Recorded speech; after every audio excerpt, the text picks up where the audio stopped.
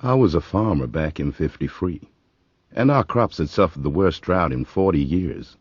Then we heard of a man called Wilhelm Reich, who claimed he could make rain using a machine he called the Cloudbuster.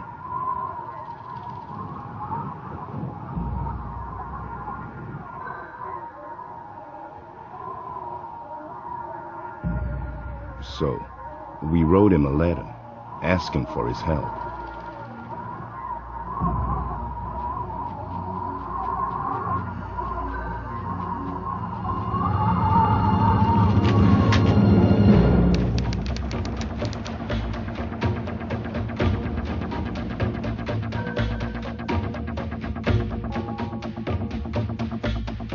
The offer was simple: money for rain.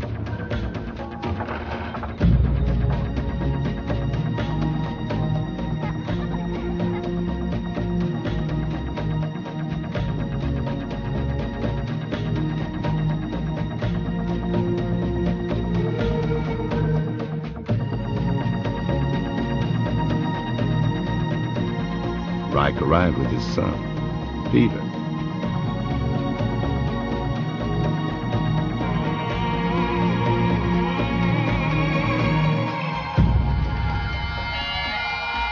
He promised us rain within 24 hours.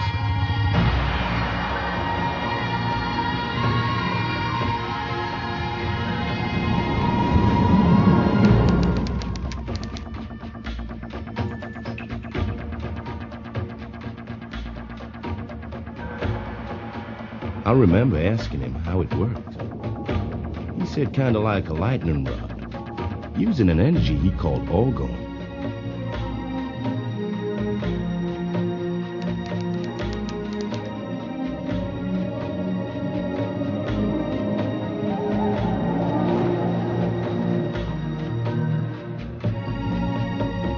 I only found out later why the men from the government were watching him.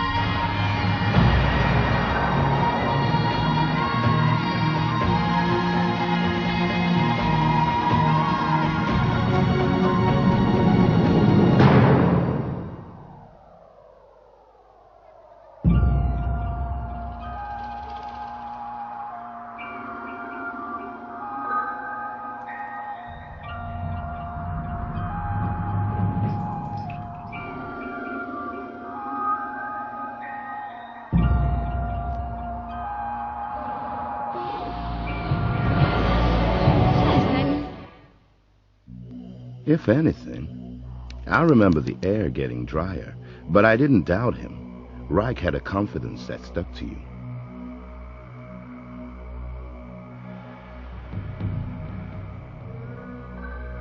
Everybody simply waited, passing time, hoping this strange machine would work.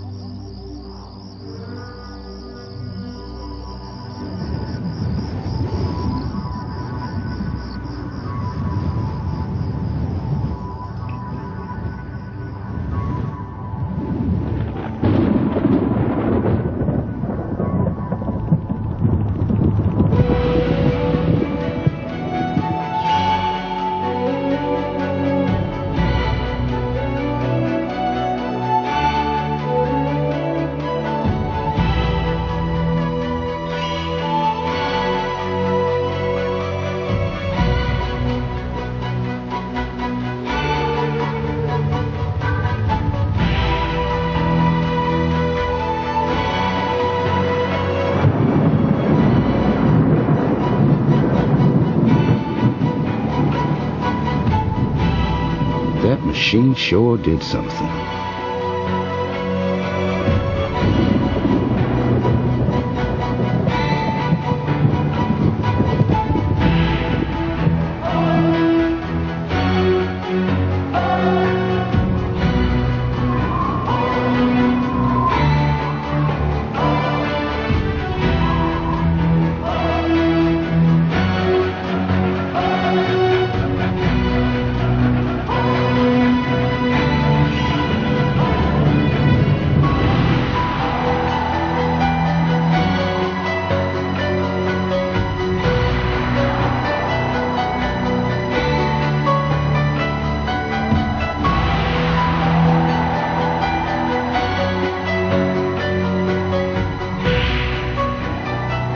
And that was the last I ever saw of Wilhelm Reich.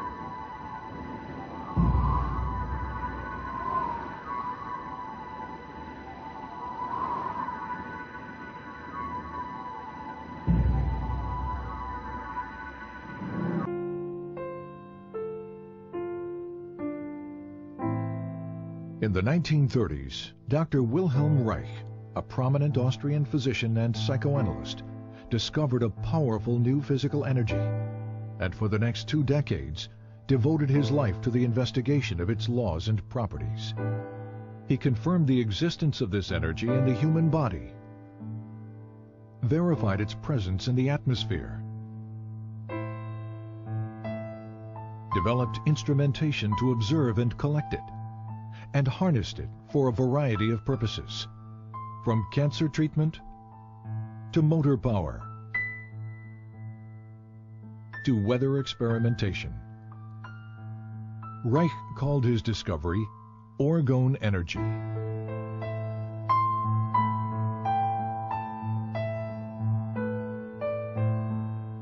But tragically, it was a discovery that the world was not ready for.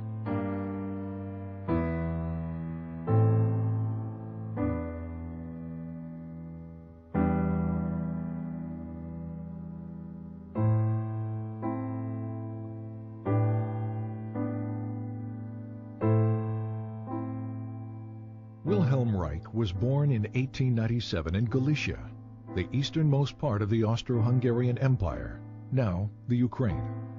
He grew up in Bukovina, on a large farm operated by his father. Until he was 13 years old, Reich was educated at home by tutors.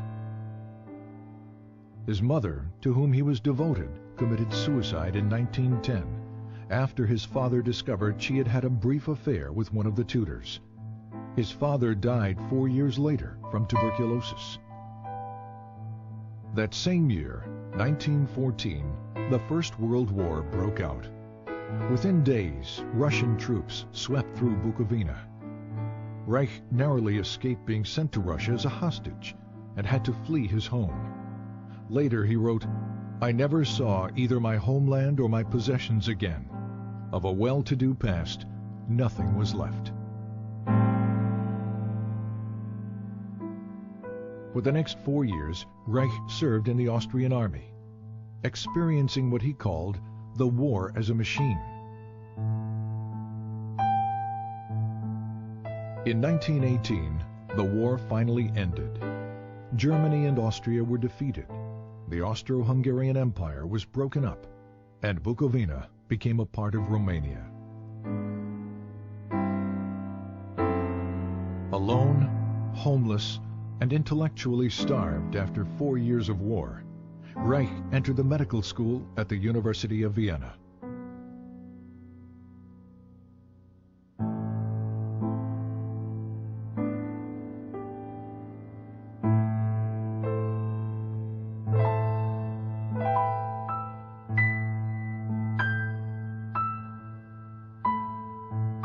Reich's recognition of the significance of sexuality drew him to the work of Dr. Sigmund Freud, the father of psychoanalysis.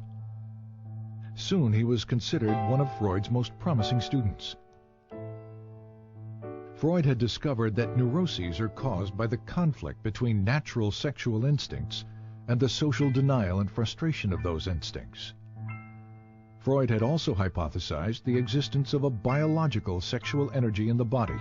He called it libido, and described it as something which is capable of increase, decrease, displacement, and discharge, and which extends itself over the memory traces of an idea like an electric charge over the surface of the body. But as the years passed, Freud and his followers diluted much of this concept, reducing the libido to little more than a psychological energy or idea. By 1925, Freud had concluded that the libido theory may therefore, for the present, be pursued only by the path of speculation.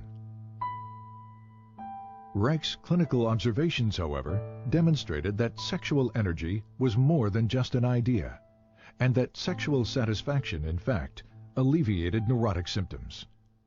He discovered that the function of the orgasm is to maintain an energy equilibrium by discharging excess biological energy that builds up naturally in the body. If that discharge function is disturbed, as it proved to be in all his patients, this energy continues to build up without adequate release, stagnating and fueling neurotic disorders. Reich's orgasm theory set him apart from his colleagues because it indicated that the libido was a real physical energy that possibly might be measured quantitatively. His clinical work also led to new therapeutic techniques designed to discover and eliminate any impediments to the flow and discharge of this energy. But the widespread existence of human misery forced Reich to conclude that the solution to the problem of neuroses was not treatment, it was prevention. You have to revamp your whole way of thinking, said Reich, so that you don't think from the standpoint of the state and the culture, but from the standpoint of what people need and what they suffer from. Then you arrange your social institutions accordingly. Freud, on the other hand, maintained that culture takes precedence, that sexual instincts must be adapted to the existing social structure. These conflicting positions led to an eventual break between Reich and Freud.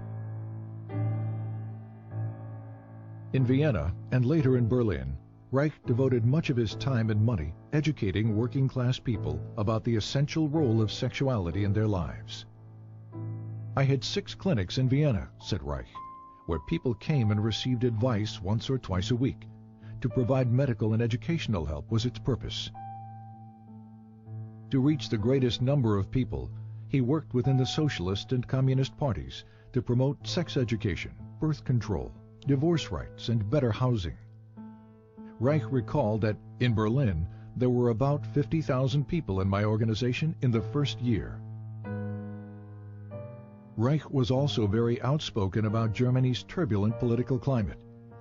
Unlike most members of the Berlin Psychoanalytic Association, Reich openly opposed the rise of the Nazi Party.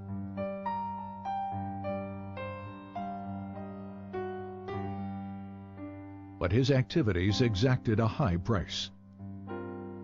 He was denounced by the communists and expelled from the International Psychoanalytic Association, calling these events catastrophes which threaten my personal, professional, and social existence.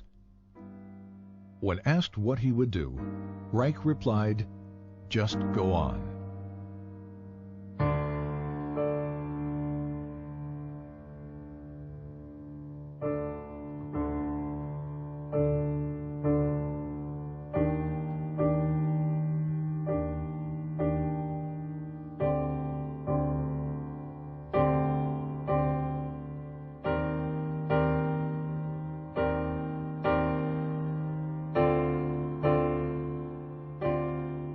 University of Oslo, 1935.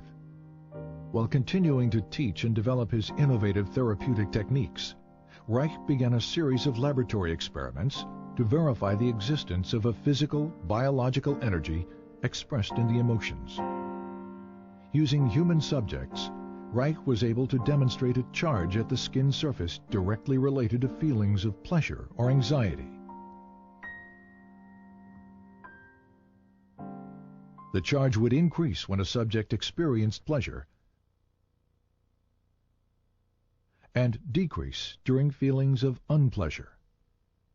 From this, Reich concluded that pleasure is the movement of biological energy toward the periphery of the organism, while anxiety is the movement of this energy toward the center. He assumed this energy to be electrical. But was it? And did similar energy processes exist in more basic life forms? Reich discovered that under certain conditions, sterilized and unsterilized substances, such as grass, blood, sand, charcoal, and foodstuffs, disintegrate into pulsating vesicles that exhibit a bluish color. He called these vesicles bions. Reich observed internal motility in the bions, an effect of energy. He also found that certain bions revealed a strong radiation phenomenon, seen here as a white field around the organism, and that these bions could kill bacteria and cancer cells. This radiation confirmed the existence of an energy that did not obey any known laws of electricity or magnetism. Reich called this energy Orgone because its discovery had evolved from his investigation of the orgasm function, and because this energy could charge organic matter. When he published his findings, the scientific and psychiatric communities responded with a vicious year-long attack in the Norwegian press. In the wake of this response, and the inevitability of a Second World War, Reich began to look to America as the future home for his work. In August 1939, Reich sailed for America on the last ship to leave Norway before World War II broke out.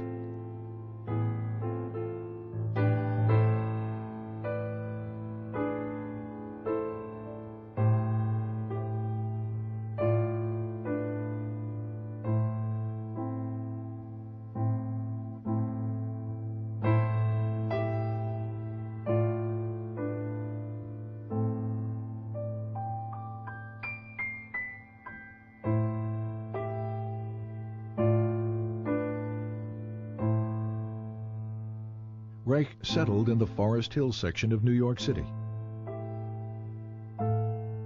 He taught at the New School for Social Research in Manhattan.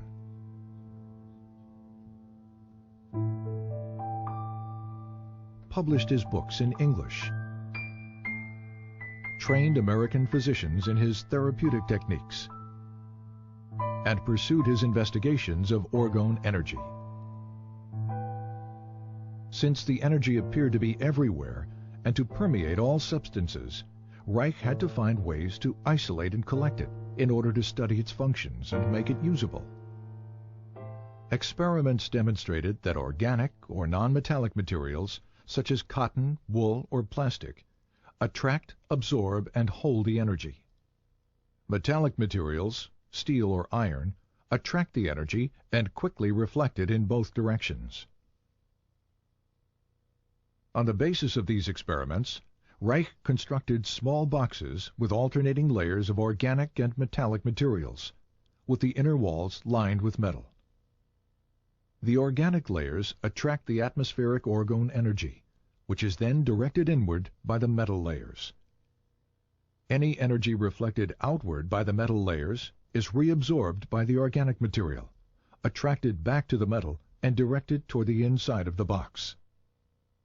The result, a higher concentration of orgone energy inside the box. The more layers, the higher the concentration. This accumulation of energy can be verified in a variety of ways. For example, a constant temperature difference exists between the air above the box and in the surrounding air, contradicting the second law of thermodynamics. There also exists a slower electroscopic discharge rate in the higher orgone concentration within the box. These layered boxes, known as Orgone energy accumulators, became a valuable tool in Reich's scientific and medical research.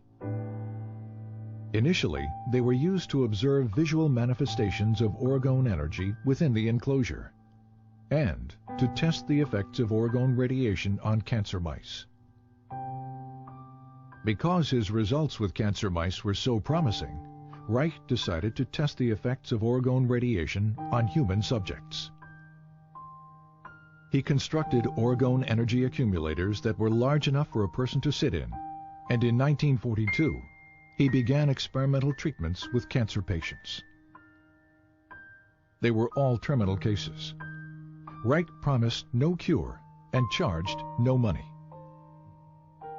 Over a period of time, the patients showed marked improvement, relief of pain, healthier blood condition, weight gain, and the shrinkage and elimination of tumors. Despite these positive results, the patients died, reinforcing Reich's conviction that cancer is a bioenergetic shrinking following emotional resignation, and that the tumors themselves are not the disease, but merely a local manifestation of a deeper systemic disorder. Once again, Reich's focus became prevention.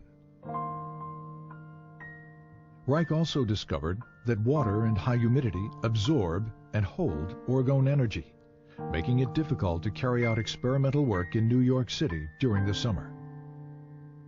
In 1940, on a camping trip to New England, Reich discovered the Rangeley Lakes region in Maine.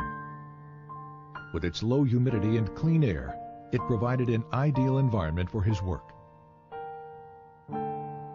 In 1942, Reich purchased an old farm bordering on a small lake.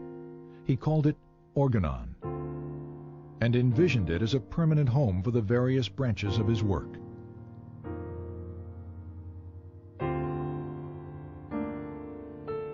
In 1945, a student's laboratory was built.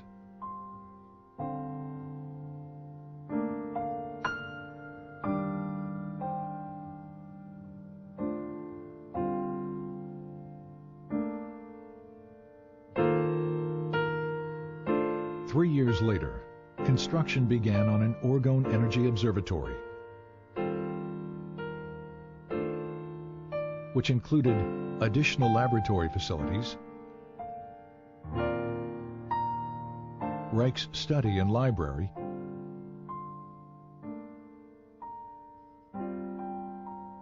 and outdoor observation decks. Funding for these buildings and for Reich's research came exclusively from his own income as a physician and teacher, and from loans and contributions by students. By 1947, after less than 8 years in America, Reich's work was attracting considerable interest as orgone research expanded into new areas of psychiatry, medicine, and biophysics. One of Reich's most significant new developments was the discovery of a motor force in orgone energy that had enormous practical implications. Here, Reich demonstrates a small motor being propelled by orgone energy from the body. And here, motor power is provided by orgone energy harnessed from the atmosphere.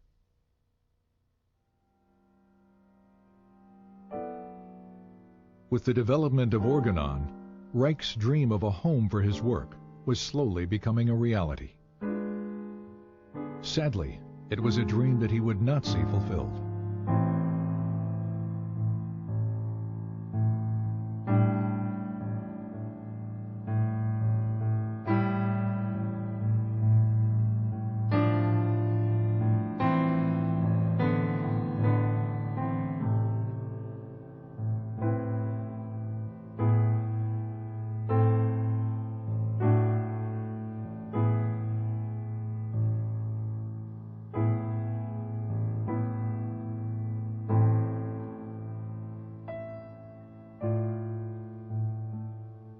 In 1947, this article, written by freelance journalist Mildred Brady, appeared in New Republic magazine.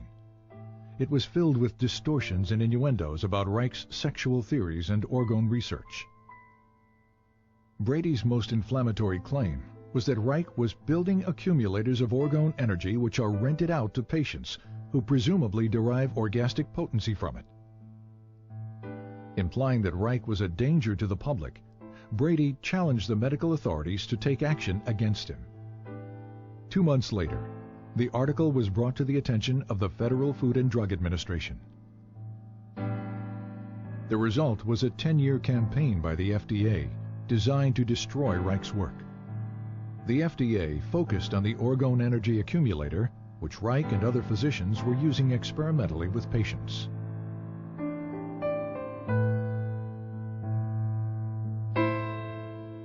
Convinced that the accumulator was being fraudulently promoted as a sexual and medical device, FDA agents spent years interviewing Reich's associates, physicians, students, and patients, looking for dissatisfied accumulator users. None were ever found. As the FDA attack continued, so did Reich's work. He continued to develop new ways to visualize, measure, and harness orgone energy from the atmosphere.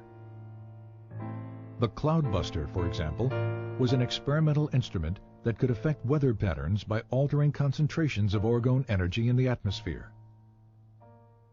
A set of hollow metal pipes and cables inserted into water creates a stronger orgone energy system than that in the surrounding atmosphere.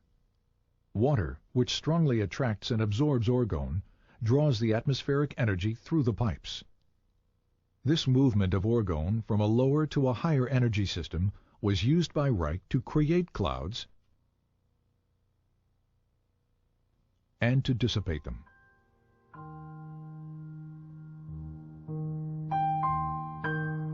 In 1953, during a long drought that threatened the Maine blueberry crop, several farmers offered to pay Reich if he could bring rain to the parched region. The Weather Bureau had forecast no rain for several days when Reich began his cloud-busting operations. 10 hours later, a light rain began to fall. Over the next few days, close to 2 inches fell. The blueberry crop was saved.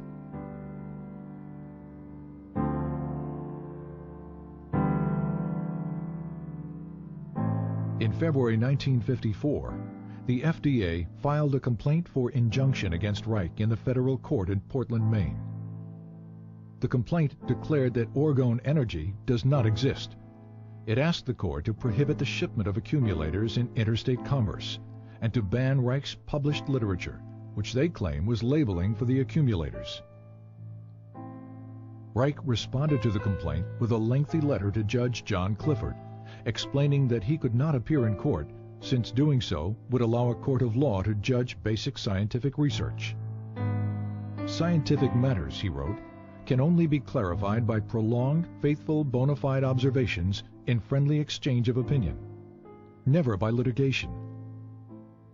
I therefore submit, in the name of truth and justice, that I shall not appear in court. Judge Clifford did not accept Reich's letter as a valid legal response, and the injunction was issued on default, as if Reich had never responded at all. But the injunction was even more excessive than the initial complaint. It ordered that all orgone energy accumulators and their parts were to be destroyed. It ordered all materials containing instructions for the use of the accumulator to be destroyed as well. It also banned a list of Reich's books containing statements about orgone energy, until such time as all references to orgone energy were deleted. After the initial shock, Reich continued his work, traveling to Arizona to experiment with the Cloudbuster in the dry desert environment.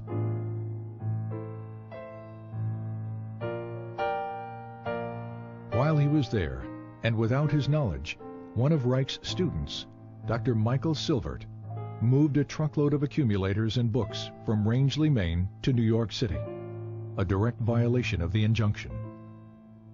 As a result, the FDA charged Reich and Silvert with criminal contempt of court.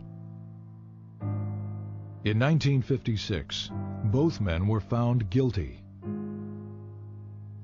Reich was sentenced to 2 years in a federal prison. While Reich appealed his sentence, the government carried out the destruction of accumulators and literature. In New York City, several tons of Reich's books and other publications were burned in one of the city's garbage incinerators, including titles that were only to have been banned. This destruction of literature constitutes one of the most heinous acts of censorship in United States history.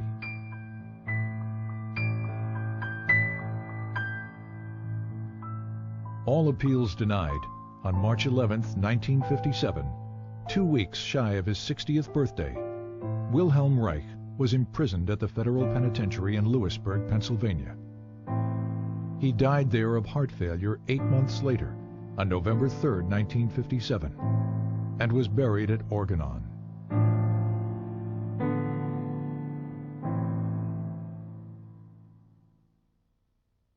But the tragedy of Reich's death should not be allowed to overshadow the richness of his life, for while he lived, he was truly alive.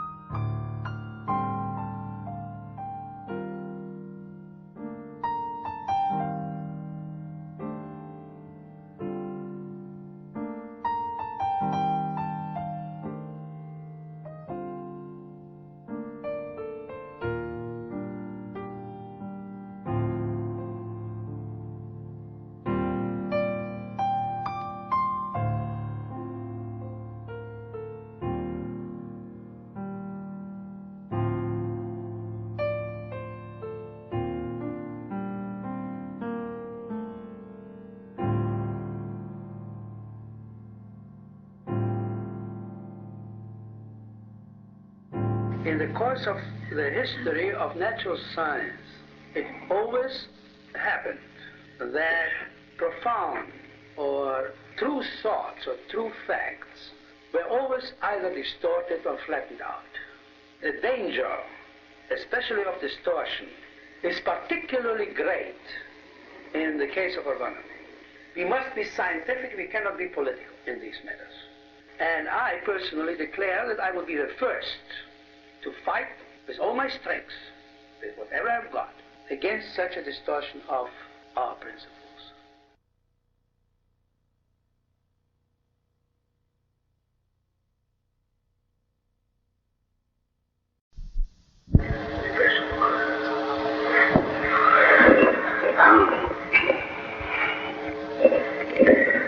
It is April 3rd, 1952, at Orgone, Rangeley, Maine. I, Wilhelm Reich, am sitting alone in the large room in the lower house. All people are gone. In the morning and the whole day yesterday, a meeting took place of the members of the Board of Trustees of the foundation which carries my name. Everybody's gone now, and I would like to add a few words to the recording we made yesterday and today of the disaster which struck Orgone.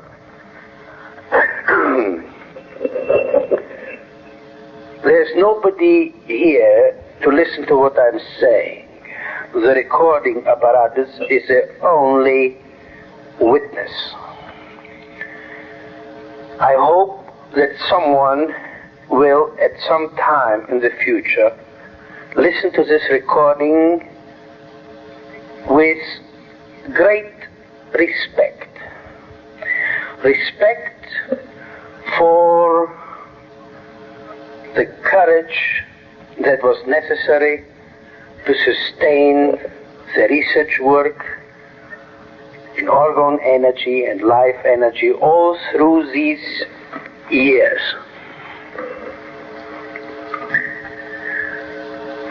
I shall not go into the great strain, into the details, into the worries, the sleepless nights, the tears, the expenditures in money and effort, the patience which I had to have with all my workers and with all my students.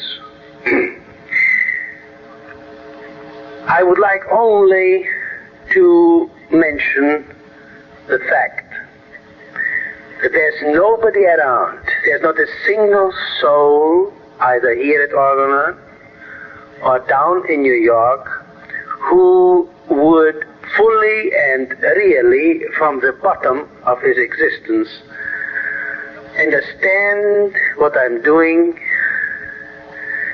and be with me in what I'm doing. They're all very good people. They're decent, honest, hard-working.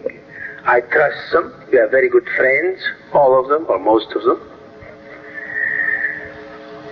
But this does not alter the fact that they all, without any exception, are against, I say, are against what I am doing. Every single one of them spites me, interferes with my effort, crosses it out, blots out, flattens out. There's one thing or another thing, whatever it may be, to diminish my effort, no, to diminish the effects of my effort, to blot out the sharpness and acuity of my thoughts, to reduce to rubble and nothing, or nothingness, what I have elaborated in about now 33 or 34 years of systematic thinking, and in about 40 years of human suffering, since about 1912, or rather 1910, when my mother died. There is not a single soul around who would fully understand or would not say no to it all. This no is identical with I don't want it, I don't like it, I loathe it. Why is it here? Why does he have to exist? Why doesn't he sit down and take it easy? Why did he have to start this Orgone experiment which gives us so much trouble? They see only the trouble. They don't see or they don't want to realize what it means for medicine, biology, and science in general, as well as philosophy, to have this Orgone going. To them it is mostly a bother, an inducer of sickness, suffering, and at times I have the distinct feeling that they believe, though they do not dare quite to admit their own thoughts, that I may have gone haywire. This reaction of my closest friends and co-workers to the situation here is exactly the same that has harassed the human race for as much as we can say 8,000 or 10,000 years, since patriarchy has ruled its destinies and since natural love was extinguished in the newborn infants. I shall not go into that. It's all written up in my publications. Whoever knows these publications also knows what that means.